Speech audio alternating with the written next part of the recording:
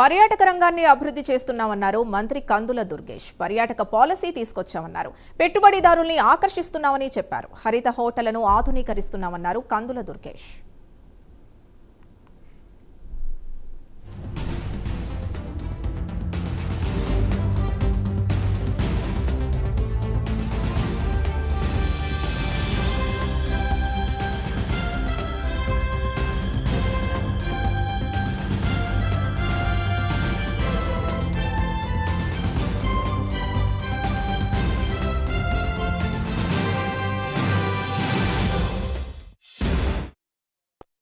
Developments especially tourism సెక్టార్లో వచ్చినటువంటి developments గురించి మీతో మాట్లాడదామని, హెల్దీ వెల్దీ హ్యాపీ ఆంధ్రప్రదేశ్ రావాలని ముఖ్యమంత్రి చంద్రబాబు నాయుడు గారు,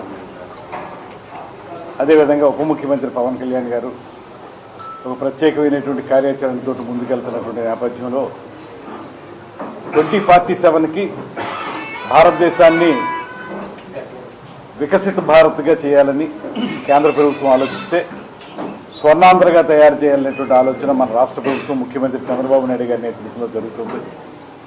అందులో భాగంగా అన్ని రంగాల్లో కూడా అభివృద్ధి జరుగుతూ ఉంది. అదేవిధంగా ఒకప్పుడు హైటెక్ సిటీని అత్యద్భుతంగా అభివృద్ధి చేసినటువంటి ముఖ్యమంత్రి గారు ఇవాళ మనకి క్వాంటమ్ వ్యాలీ శంకుస్థాపన కూడా ఈరోజు అమరావతిలో చేసుకోవడం అనేది చాలా శుభ పరిణామం. అదేవిధంగా పర్యాటక రంగానికి వచ్చేటప్పటికి కూడా ఈ మధ్యకాలంలో చేపట్టినటువంటి అనేక అభివృద్ధి కార్యక్రమాలు అవన్నీ కూడా ఇవాళ రాష్ట్రాన్ని 2019-24 వరకు వైఎస్ఆర్ కాంగ్రెస్ ప్రభుత్వం పర్యాటక రంగంలో చేసినటువంటి భ్రష్టత్వాన్ని నివారించి నెమ్మదిగా మళ్ళీ పట్టాలెక్కిస్తున్నటువంటి శుభ సందర్భాన్ని సందర్భంగా గుర్తు చేస్తూ ఇవాళ 2024-29కి గాను ఒక పర్యాటక పాలసీని తీసుకురావడం మాత్రమే కాకుండా ఇండస్ట్రీ స్టేటస్ అనేది టూరిజంకి ఇవ్వడం అనేటువంటి కార్యక్రమం, అదేవిధంగా పబ్లిక్ ప్రైవేట్ పార్ట్నర్షిప్ విధానంలో అనేక మంది పెట్టుబడిదారులను ఆకర్షించి ఇవాళ రాష్ట్రంలో టాప్ బ్రాండెడ్ హోటల్స్ని కానీ రిసార్ట్స్ని కానీ పెట్టుబడులు పెట్టడానికి తీసుకురావటం, తాజ్ కానీ మైరా కానీ అట్మాస్ఫియర్ 4 కానీ మ్యారియట్ కానీ హయత్ కానీ ఇలాంటి పెద్ద పెద్ద బ్రాండ్స్ ఏవైతే ఉన్నాయో ఇవన్నీ కూడా